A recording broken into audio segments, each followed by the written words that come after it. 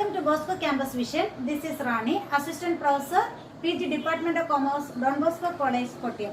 The last class we discussed a problem relating to FIFO method of pricing of material issue. Today we are going to discuss another problem relating to LIFO method. From the following particulars, write up the priced stores ledger under last in first out method. December 1st, stock in hand 500 units at the rate of rupees 20.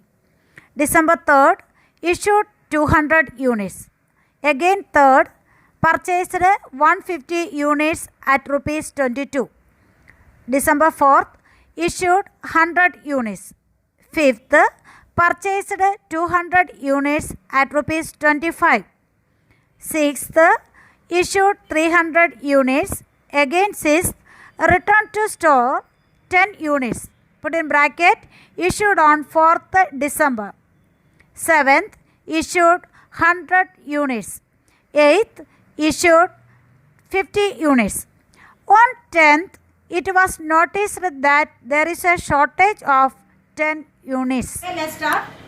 We are going to prepare stores ledger. Okay, stores ledger under LIFO method. Stores ledger under LIFO method. Okay, നമ്മുടെ left hand സ്റ്റോക്കിലായിട്ട് material, name of material, description of material, then bill number if any or code of material if any. Okay, ഇതുണ്ടെങ്കിൽ ഇത്രയും കാര്യങ്ങൾ എഴുതുക. Then maximum level, maximum stock level, minimum stock level, reorder level, ഈ 3 items എന്താ എഴുതുക, right ടോപ്പിലായിട്ട് എഴുതുക. Okay, അത് കഴിഞ്ഞതിന് ശേഷം നമ്മൾ എന്തിലേക്ക് വരുന്ന, സ്റ്റോർസ് ലെഡ്ജറിന്റെ സ്റ്റേറ്റ്മെന്റിലേക്ക് വരികയാണ്. 4 മെയിൻ കോളംസ് ആണ്: date, receipt, issue and balance. Then the receipt column again classified into 4 different columns: goods received, note number, quantity, rate, then amount. Material requisition, note number, MRN number, quantity, rate, amount. Then balance column, quantity, rate, amount. Okay, നമുക്ക് നോക്കാം. നമ്മുടെ ഈ question എന്ന് പറയുന്നത് December മാസത്തിലാണ്. അപ്പോൾ December 1st opening balance ആയിട്ട് 500 units ഉണ്ട്. അതുകൊണ്ട് തന്നെ റെസിപ്റ്റിലും നമ്മൾ എഴുതിയില്ല, ഇഷ്യൂലും എഴുതിയില്ല. ഓപ്പണിംഗ് ബാലൻസ് ആയതുകൊണ്ട് എവിടെ എഴുതി, ബാലൻസ് കോളത്തിൽ എഴുതി 500 units at the rate of rupees 20. 500 units at the rate of rupees 20 each. അങ്ങനെ amount 500 into 20,000. Okay, then second date എന്ന് പറയുന്നത് ഡിസംബർ 3rd ആണ്. ഡിസംബർ 3rd എന്ന് പറയുന്നത് out of 500 units 200 units issue to production department ആണ്. Out of 500 units. Okay, ഈ 500 യൂണിറ്റ്സിൽ നിന്ന് എന്ത് ചെയ്യുക, 200 യൂണിറ്റ്സ് എങ്ങോട്ടേക്ക് കൊടുക്കുക, പ്രൊഡക്ഷൻ ഡിപ്പാർട്ട്മെന്റിലേക്ക് ഇഷ്യൂ ചെയ്ത് കൊടുക്കുക. അപ്പൊ 200 into 20, 4,000. Then balance 500 minus 2,000. 500 നിന്ന് 2,000 കൊടുത്തു കഴിഞ്ഞു. ഇനി ബാലൻസ് എത്ര ഉള്ളത്, 300 units at the rate of rupees 20.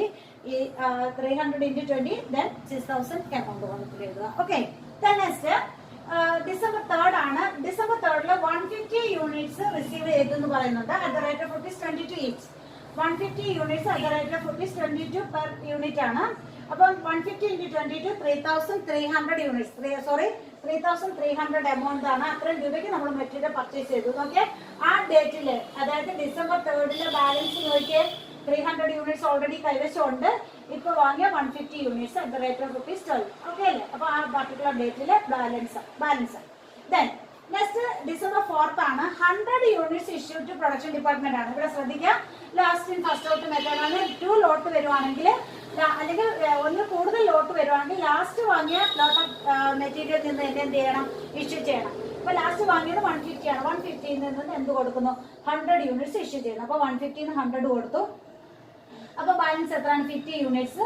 എത്രയാണ് ബാലൻസ്, 22. അപ്പൊ 150 എത്ര റേറ്റിന്റെ ആണ്, 22 അതുകൊണ്ട് 22 റുപ്പീസ് വരും. 100 into 22, 2,200. അപ്പൊ ബാലൻസ് 300 അതുപോലെ ഉണ്ട്. അതിൽ നിന്ന് നമ്മൾ എടുത്തിട്ടില്ല. ആ 300 യൂണിറ്റ്സ് അതുപോലെ എഴുതി. ദെൻ ബാലൻസ് 150 നിന്ന് 100 പോയി. Then 50 units at the rate of rupees 22. Okay, അത് ഇൻഡ് ചെയ്യുന്ന എമൗണ്ട് ആണ് നമ്മുടെ എമൗണ്ട് കോളത്തിൽ എഴുതിയേക്കുന്നത്. ദെൻ നെക്സ്റ്റ് ഡേ നോക്കിയാൽ ഡിസംബർ 5th ആണ്. റെസിപ്റ്റ് ആണ്. 200 units received at the rate of rupees 25 ആണ്. 200 units received at the rate of 25 ആണ്. നോക്കിയാൽ 200 into 25, 5,000. നമ്മൾ നേരെ ബാലൻസ് കുളത്തിലേക്ക് ഇപ്പൊ തന്നെ 2 ലോട്ട് പർച്ചേസ് അവിടെ ഓൾറെഡി ഉണ്ട്. 300 ഉണ്ട്, 20 റുപ്പീസിന്റെ, 50 ഉണ്ട്, 22 റുപ്പീസിന്റെ. ഇപ്പൊ വാങ്ങിയത് 200 at the rate of rupees 25. അങ്ങനെ 5,000. ഓക്കെ, ദെൻ നെക്സ്റ്റ് പറഞ്ഞിരിക്കുന്നത് സിക്സ്തിൽ ഒന്നിൽ കൂടുതൽ ഐറ്റം സിക്സ്തിൽ പറയുന്നുണ്ട്. ഫസ്റ്റിൽ പറഞ്ഞിരിക്കുന്ന ഐറ്റം എന്ന് പറയുന്നത് ഇഷ്യൂഡ് ആണ്. എത്രയാണ്? 300 units issued to production department ആണ്. 300 units issued to production department ആണ്. നോക്കിയേ എത്രയാണ് 300 യൂണിറ്റ്സ് എന്ന് പറയുമ്പോൾ എങ്ങനെ? Last in first out method ആയതുകൊണ്ട് ലാസ്റ്റ് ലോട്ട് എടുക്കുക. 200 എടുത്തു, ആ ഫുള്ളുവിന് എടുത്തു, ദെൻ 50 വീണ്ടും എടുത്തു. നമുക്ക് മൊത്തം വേണ്ടത് എത്രയാണ്? 300 ആണ്. അപ്പൊ 250 വീണ്ടും എന്ത് വേണം? 50 വേണം. അത് ഏതിൽ നിന്ന് എടുക്കാം? ഔട്ട് ഓഫ് 300 നിന്ന് എടുക്കാം. ക്ലിയർ അല്ലേ? ലാസ്റ്റ് ഫസ്റ്റ് ഔട്ട് ആണ്. ലാസ്റ്റ് വാങ്ങിയ 200 ആദ്യം മൊത്തമായിട്ട് പിന്നെ എടുത്തു. ദെൻ അതിന് തൊട്ട് മുമ്പ് വാങ്ങിയ ലോട്ട് 50 അതും മൊത്തമായിട്ട് എടുത്തു. ഇപ്പൊ മൊത്തം 250 യൂണിറ്റ്സ് ആയുള്ളൂ. നമുക്ക് 300 യൂണിറ്റ്സ് വേണം. ലാസ്റ്റ് ലോട്ടിൽ നിന്ന് ഏതെടുത്തു? അതായത് നമ്മുടെ ഇപ്പൊ ഇവിടുത്തെ ഏറ്റവും ആദ്യം വാങ്ങിയ മെറ്റീരിയലായ 300 യൂണിറ്റ്സിൽ നിന്ന് 50 എടുത്തു. അപ്പൊ ഇതും പോയി, ഇതും തീർന്ന് ഈ 300 നിന്ന് 50 പോയി. അപ്പൊ ഇനി ബാലൻസ് എത്ര ഉള്ള? ഈ 250 യൂണിറ്റ്സ് ആണുള്ളത്. എത്ര രൂപയ്ക്ക്? 20. അപ്പൊ 250 units at the rate of ₹20, 5,000 എഴുതി. ഓക്കെ. ദെൻ അടുത്ത പറഞ്ഞിരിക്കുന്നത് എഗെയിൻ സിസ്റ്റിന്റെ തന്നെ ഒരു ട്രാൻസാക്ഷൻ ആണ്. റിട്ടേൺ ടു എന്താണ്? റിട്ടേൺ ടു സ്റ്റോർ ആണ്. Return to store that means return from എന്താണ്? പ്രൊഡക്ഷൻ ഡിപ്പാർട്ട്മെന്റ് ആണ്. പ്രൊഡക്ഷൻ ഡിപ്പാർട്ട്മെന്റിൽ നിന്ന് റിട്ടേൺ ചെയ്തു. നമ്മൾ ചിന്തിക്കുക, ഇവിടെ റിട്ടേൺ ചെയ്തു എന്ന് പറയുമ്പം പ്രൊഡക്ഷൻ ഡിപ്പാർട്ട്മെന്റിൽ നിന്ന് ഇപ്പൊ നമ്മൾ പ്രൊഡക്ഷൻ ഡിപ്പാർട്ട്മെന്റിലേക്ക് 100 യൂണിറ്റ്സ് കൊടുത്തു എന്ന് വിചാരിക്കാം. അവിടെ നിന്ന് ഒരു 50 യൂണിറ്റ് അവരെടുത്ത് ബാക്കി, അല്ലെങ്കിൽ 60 യൂണിറ്റ്സ് അവരെടുത്തിട്ട് ബാക്കി 40 യൂണിറ്റ്സ് തിരികെ കൊടുത്തു വിട്ടുവെങ്കിൽ നമ്മുടെ സ്റ്റോറിനെ എങ്ങനെ എഫക്ട് ചെയ്യുന്നു എന്ന് നമ്മൾ നോക്കാം. സ്റ്റോറിനെ സംബന്ധിച്ചിടത്തോളം എത്രയാണ്? 40 യൂണിറ്റ് തിരികെ വന്നു. അപ്പം സ്റ്റോർ കൂടുവോ കുറയോ? അതാണ് നമ്മൾ ചിന്തിക്കണം. അങ്ങനെ ലോജിക്ക് മാത്രം എടുത്താൽ മതി. അപ്പൊ നമ്മുടെ കൈവശമുള്ള സ്റ്റോക്ക് കൂടണമെങ്കിൽ ഏത് കോളത്തിൽ എഴുതണം? റെസിപ്റ്റ് കോളത്തിൽ എഴുതിയാൽ മാത്രമേ അത്രയും ഗുഡ്സ് കൂടുതലായിട്ട് കാണാൻ പറ്റൂ. ഇഷ്യൂ കോളത്തിലാണെങ്കിൽ എന്ത് ചെയ്യുക? ബാലൻസ് കോളം കുറഞ്ഞല്ലേ വരിക ആണ്. അപ്പൊ അതുകൊണ്ട് തന്നെ റിട്ടേൺ ടു സ്റ്റോർ വന്നപ്പോഴത്തേന് നമ്മൾ റിട്ടേൺ ടു സ്റ്റോർ 10 യൂണിറ്റ്സ് എന്ന് മാത്രമേ പറഞ്ഞുള്ളൂ. അപ്പൊ ഏത് പ്രൈസ് എന്നുള്ളത് അവർ ബ്രാക്കറ്റിൽ പറഞ്ഞിരിക്കുകയാണ്. എന്താണ്? Issue to 4th December.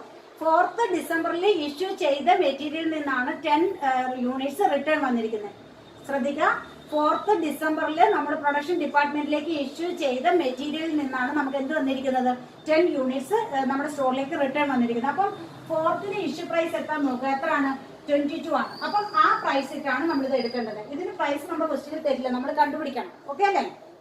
അപ്പം 10 units at the rate of ₹22, 2020 unit. Clear ആണല്ലോ? എങ്ങനെയാണ്? റിട്ടേൺ ടു സ്റ്റോർ ആണ്. സ്റ്റോറിലേക്ക് റിട്ടേൺ വന്നു എന്ന് പറയുമ്പോഴത്തേന് അതിന്റെ അർത്ഥം നമ്മുടെ സ്റ്റോർ ഹൗസിൽ അത്ര യൂണിറ്റ് കൂടി വന്നു. നമുക്ക് കിട്ടി. അത്ര യൂണിറ്റ് കൂടി കിട്ടിയതായിട്ട് കാണിക്കുക. കിട്ടി. ഏത് ദിവസത്തെ പ്രൈസ് ഇടണം? 4th ഡിസംബറിൽ ഇഷ്യൂ ചെയ്ത പ്രൈസ് ഇടുക. 4th ഡിസംബറിൽ ഇഷ്യൂ ചെയ്ത പ്രൈസ് ഇടുക. അപ്പൊ 4th ഡിസംബർ എന്ന് പറയുന്നത് 22 രൂപ വെച്ചാണ് ഇഷ്യൂ ചെയ്ത ആ പ്രൈസിൽ റിട്ടേൺ ചെയ്യുക. അപ്പൊ അതാണ് ആ 22 എടുത്തു. നമ്മൾ അത് എന്ത് ചെയ്യും? നമ്മുടെ സ്റ്റോർ ഹൗസിലേക്ക് വന്നു. ഓക്കെ. അപ്പൊ നമ്മുടെ ബാലൻസ് നോക്കിയാൽ തൊട്ട് മുമ്പത്തെ 250 units at the rate of ₹20. Then ഇപ്പൊ കിട്ടിയ റിട്ടേൺ ചെയ്ത് കിട്ടിയ 10 units at the rate of ₹22, 220 units. അപ്പൊ ഈ രണ്ട് ലോട്ടാണ് ഇപ്പൊ നമ്മുടെ കൈവശം ഉള്ളത്. ഓക്കെ. 6th കഴിഞ്ഞു. 6th balance 250 at the rate of ₹20. Then 10 units shortage at the rate of ₹22, അങ്ങനെ 220. Okay. Then അടുത്ത 6th കഴിഞ്ഞ് then December 7th ആണ്. December 7th 100 യൂണിറ്റ്സ് ഇഷ്യൂ ചെയ്തു. December 7th എന്ത് ചെയ്തു? 100 യൂണിറ്റ്സ് ഇഷ്യൂ ചെയ്തു. അപ്പൊ ലാസ്റ്റ് ഫസ്റ്റ് ഔട്ട് മെത്തേഡ് ആകുമ്പോൾ ലാസ്റ്റിൽ 10 യൂണിറ്റ്സ് ഉണ്ട്. ആ 10 യൂണിറ്റ്സ് ഫുള്ളും എടുത്തു. ആ ലാസ്റ്റിലെ 10 യൂണിറ്റ്സ് ഫുള്ളും എടുത്തു at the rate of ₹22. അപ്പൊ 220. Then 250 യൂണിറ്റ്സിൽ നിന്ന് എത്ര യൂണിറ്റ് കൂടെ എടുത്തു? 90 യൂണിറ്റ്സും കൂടെ എടുത്തു. അപ്പം 250 90 യൂണിറ്റ്സ് എടുത്തു. ബാലൻസ് എത്രയാണ്? 160 യൂണിറ്റ്സ്. അതിന്റെ പ്രൈസ് എത്രയാണ്? 20 ആണ്. അതിന്റെ പ്രൈസ് എത്രയാണ്? 20 ആണ്. അപ്പൊ 250 at the rate of ₹20 each. അപ്പൊ 160 into 20, 3200. ഇത് ക്ലിയർ ആണല്ലോ? 100 യൂണിറ്റ്സ് ആണ്. ഈ 100 യൂണിറ്റ്സ് എങ്ങനെയാണെന്ന് ക്ലിയർ ആണല്ലോ? ആദ്യത്തെ ലാസ്റ്റിൽ വാങ്ങിയ 10 എടുത്ത് 250 90 എടുത്തു. ബാലൻസ് ഇനിയുള്ളത് 150 units at the rate of ₹20 each and total amount എന്ന് പറയുന്നത് 3200. Okay. Then next December 8th ആണ്. December 8th വീണ്ടും എന്താണ്? 50 യൂണിറ്റ്സ് ആണ്. December 8th 50 units issue to production department ആണ് പറഞ്ഞിരിക്കുന്നത്. അപ്പൊ നോക്കെ 50 യൂണിറ്റ്സ് 160 യൂണിറ്റ്സ് മാത്രമേ ഇപ്പൊ നമ്മുടെ കയ്യിലുള്ളൂ. ഒരൊറ്റ ലോട്ട് മാത്രമേ ഉള്ളൂ. അപ്പൊ അതിൽ നിന്ന് 50 യൂണിറ്റ്സ് എടുത്തു. 50 യൂണിറ്റ്സ് എടുത്തു. ആ സെയിം പ്രൈസ് ₹20,000. 160 50 കുറച്ചു 110 units. 110 units at the rate of ₹20. അത് 2200. ഇനി ക്വസ്റ്റ്യനിൽ ലാസ്റ്റിൽ പറഞ്ഞിരിക്കുകയാണ് ഒരു അഡ്ജസ്റ്റ്മെന്റ് എന്ന നിലയ്ക്ക്. One more adjustment. On 10th December it was noticed that there is A shortage of 10 units. അപ്പം ഇടയ്ക്ക് നമ്മുടെ സ്റ്റോർ ഹൗസ് അല്ലെങ്കിൽ നമ്മുടെ സ്റ്റോർ ഹൗസ് വെരിഫൈ ചെയ്തപ്പം 10 യൂണിറ്റ് ഷോർട്ടേജ് ആയിട്ട് കണ്ടു. 10 യൂണിറ്റ്. അപ്പൊ നമ്മൾ ശ്രദ്ധിക്കേണ്ടത് 2 രീതിയിലുള്ള അഡ്ജസ്റ്റ്മെന്റ്സ് ആണ് ഇവിടെ വരാവുന്നത്. ഷോർട്ടേജും ഉണ്ടാകാം, നമ്മൾ സ്റ്റോക്ക് വെരിഫൈ ചെയ്യുന്ന സമയത്ത് ഷോർട്ടേജ് ഉണ്ടാകാം, അതുപോലെ സ്റ്റോർ വെരിഫൈ ചെയ്യുന്ന സമയത്ത് സർപ്ലസും ഉണ്ടാകാം. ഷോർട്ടേജ് ആണെങ്കിൽ ഇഷ്യൂ ചെയ്തതായിട്ട് കാണിക്കാം. തൊട്ട് നമ്മൾ ഏത് ഡേറ്റിലാണോ സ്റ്റോക്ക് വെരിഫൈ ചെയ്യുന്നത് അതിന്റെ തൊട്ട് മുമ്പിലുള്ള ഇഷ്യൂ പ്രൈസ് ഏതാണോ ആ പ്രൈസിൽ ഇഷ്യൂ ചെയ്തതായിട്ട് കാണിക്കാം. ക്ലിയർ ആവുന്നുണ്ടോ? ഷോർട്ടേജും സർപ്ലസും ആണ് നമുക്ക് അഡ്ജസ്റ്റ്മെന്റിൽ വരാവുന്ന 2 ഐറ്റം. അതായത് സ്റ്റോർ ഹൗസ് വെരിഫൈ ചെയ്യുമ്പോൾ ഒന്നുകിൽ ഷോർട്ടേജ് ഐഡന്റിഫൈ ചെയ്യാം, അല്ലെങ്കിൽ എന്ത് ചെയ്യാം, പിന്നെ സർപ്ലസ് ഐഡന്റിഫൈ ചെയ്യാം. ഷോർട്ടേജ് ആണ് ഐഡന്റിഫൈ ചെയ്യുന്നതെങ്കിൽ ഏത് ഡേറ്റിലാണോ ഷോർട്ടേജ് ഐഡന്റിഫൈ ചെയ്യുന്നത് ആ ഡേറ്റിന് തൊട്ട് മുന്നിൽ ഇഷ്യൂ ചെയ്തേക്കുന്ന പ്രൈസ് ഏതാണോ ആ പ്രൈസിൽ ഇഷ്യൂ ചെയ്തതായിട്ട് കാണിക്കാം. ഷോർട്ടേജ് ആണെങ്കിൽ ഇഷ്യൂ ചെയ്തതായിട്ട് കാണിക്കാം. സർപ്ലസ് ആണെങ്കിൽ എന്ത് ചെയ്ത് കാണിക്കുക? റെസിപ്റ്റ് കോളത്തിൽ കാണിക്കുക. സർപ്ലസ് ആണെങ്കിൽ എന്ത് കാണിക്കുക? റെസിപ്റ്റ് കോളത്തിൽ കാണിക്കുക. അതുപോലെ തന്നെ സർപ്ലസ് കാണിക്കുമ്പോഴും നമ്മൾ ഏത് ഡേറ്റിലാണോ വെരിഫൈ ചെയ്യുന്നത് അതിന്റെ തൊട്ട് മുമ്പ് നമ്മുടെ റെസിപ്റ്റിലെ ഫിഗർ ഏതാണോ, ഈ റെസിപ്റ്റിലെ പ്രൈസ് ഏതാണോ, റേറ്റ് ഏതാണോ ആ റേറ്റിൽ എന്ത് ചെയ്തതായിട്ട് കാണിക്കാം? റിസീവ് ചെയ്തതായിട്ട് കാണിക്കാം. ഓക്കെ, അപ്പം 4 അതും കൂടെ ആ ഒരു അഡ്ജസ്റ്റ്മെന്റ് കൂടെ മിസ് ഇവിടെ എക്സ്പ്ലെയിൻ ചെയ്യാം. ലാസ്റ്റില് ഡിസംബർ 10th ആണ്. ഡിസംബർ 10th 10 യൂണിറ്റ്സ് ഷോർട്ടേജ് ആയിട്ട് കണ്ടു. 10 യൂണിറ്റ്സ് ഷോർട്ടേജ് ആയിട്ട് കണ്ട് തൊട്ട് മുമ്പത്തെ ഇഷ്യൂ പ്രൈസ് എന്ന് പറയുന്നത് 20 ആണ്. അതുകൊണ്ട് ആ 20 × 200 units. Okay, value of closing stock 100 units at the rate of ₹20. അപ്പൊ 120 യൂണിറ്റ്സിൽ നിന്ന് 10 യൂണിറ്റ് കൂടെ എന്ത് ചെയ്തതായിട്ട് കാണിച്ചു? ഇഷ്യൂ ചെയ്തതായിട്ട് കാണിച്ചു. ഇനി ബാലൻസ് ഉള്ളത് എത്രയാണ്? 200 യൂണിറ്റ്സ് ആണ്. ഓക്കെ, സോറി 100 യൂണിറ്റ്സ് ആണ്. 110ൽ നിന്ന് 10 യൂണിറ്റ്സ് ഇഷ്യൂ ചെയ്തു. ഇനി ബാലൻസ് 100 യൂണിറ്റ്സ് ആണ്. 100 units at the rate of ₹20 each. Okay, അപ്പൊ value of closing stock 100 units at the rate of ₹2000. Value of closing stock അത് എടുത്തെഴുതുക. അതാണ് നമ്മുടെ ഇവിടെ നമ്മൾ കണ്ടുപിടിക്കുന്നതാണ്. Last value of closing stock എന്ന് കാണിക്കുക. 100 units at the rate of എത്രയാണ്? 2000. 2000 രൂപയുടെ 100 യൂണിറ്റ് നമ്മുടെ സ്റ്റോക്കിൽ ഉണ്ട്, ക്ലോസിംഗ് സ്റ്റോക്ക് ആയിട്ട് ഉണ്ട് എന്ന് കാണിക്കുക. Okay, dear students, watch the videos carefully and try to work out these problems.